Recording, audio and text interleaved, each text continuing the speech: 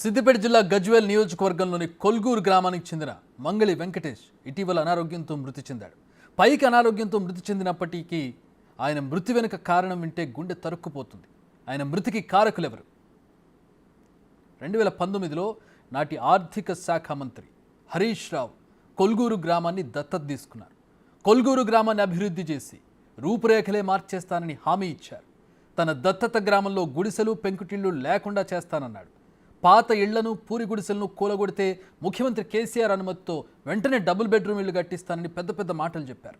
ఇటీవల అనారోగ్యంతో మృతి చెందిన మంగళి వెంకటేష్ గ్రామంలో మంగళి పని చేసుకుని పెళ్లాం పిల్లలను పోషించుకునేవాడు. ఆయనకు 300 గజాల్లో ఉన్న పాత పెంకుటిల్లిని మంత్రి హరీష్ రావే స్వయంగా జేసీబీతో కూల్చేశారు. వెంకటయ్య ఇంటితో పాటు గ్రామంలోని మరో 30-40 పాత ఇళ్లను నాటి మంత్రి హరీష్ రావు దగ్గరుండి కూల్చివేయించారు.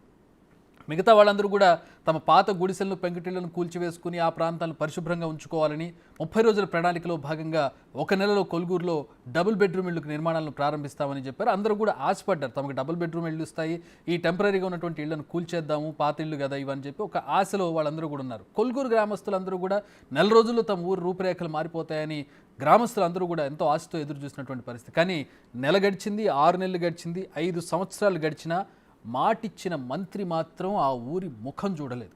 ఉన్న పెంకుటిల్లును కాస్త మంత్రి హరీష్ రావు కూలగొట్టడంతో మంగళి వెంకటేష్ కుటుంబం తలదాచుకోవడానికి కూడా ఇల్లు లేకుండా పోయింది. చాలా కాలం మంత్రి వస్తాడని, తమకు డబుల్ బెడ్రూమ్ ఇల్లు కట్టిస్తాడని ఎదురు చూసిన వెంకటేష్ కుటుంబ సభ్యులకు నిరాశ మిగిలింది.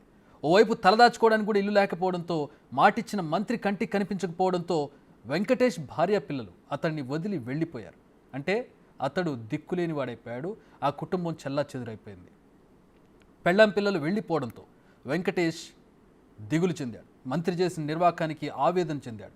తనకి ఇల్లు కట్టించమని కనపడ్డోళ్ళ కాళ్ళు వేళ్లు పడ్డాడు. అయినా ఎవరు కనికరించలేదు. వెంకటేష్ దీన స్థితిని ఆనాడే బిగ్ టీవీ వెలుగులోకి తెచ్చింది. వెంకటేష్ ఆవేదనను ఆయన బ్రతికున్నప్పుడే ఆయన మాటల్లో ఒకసారి విందాం.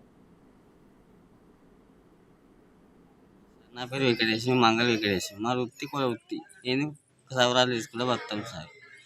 ఇల్లు కూలిపోతుంది అంటే కట్టిస్తామని కొత్తగా కట్టిస్తామని చెప్తే సరే అని చెప్పేసి ఆయనతో ఉన్న ఇళ్ళని కూడగొట్టుకున్నాం సార్.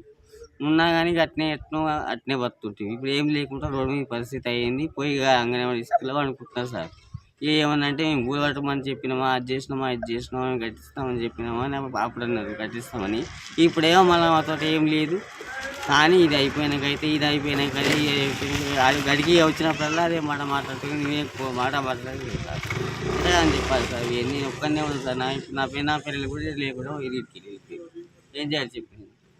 అప్పుడు కట్టిస్తాను సార్, కట్టిస్తా అని చెప్తేనే సరే కట్టిస్తాను, అందరితో నాకు కూడా వస్తుంది అని చెప్పేసి అన్నిసార్లు అడిగినా కానీ అందరిని అడిగినా, సర్పంచ్ని అడిగినా, ఉప సర్పంచ్ని అడిగి, ఎంపీటీసీని అందరిని అడిగినా కానీ వస్తుంది అందరితో నీకు వస్తుంది, నీకు కొనికే వస్తుందా, నీకే వస్తుంది అని చెప్పి అన్నారు. సరే నిజమే వస్తుంది వచ్చేదని నేను అనుకున్నాను సార్. లేకపోతే నేను కూలగొట్టకపోతుంటే గట్టినే ఉంటే మూలకు ఊరినా కానీ మూలకు పడుకుంది. హరీష్ రావు ఇంత పరిస్థితి చేస్తాను పోలీసారు ఇంత కాలాలు కూడా కనుక్కోలేదు మేము. మళ్ళీ ఆయన దత్తత తీసుకుంటారా, మీ ఇల్లు నీ ఫస్ట్ నీకే వచ్చిందిరా ఇల్లు అని చెప్పేసి మొదలు ఫస్ట్ వచ్చి పోస్తాను వచ్చిండు ఒకసారి వచ్చిపోయింది. మళ్ళీ ఇది వారకు పత్తలేదు సార్. ఇక మళ్ళీ ముఖం ఊరు మీదకెళ్ళిపోతుంది కానీ ఊళ్ళకి మాత్రం వస్తుంది.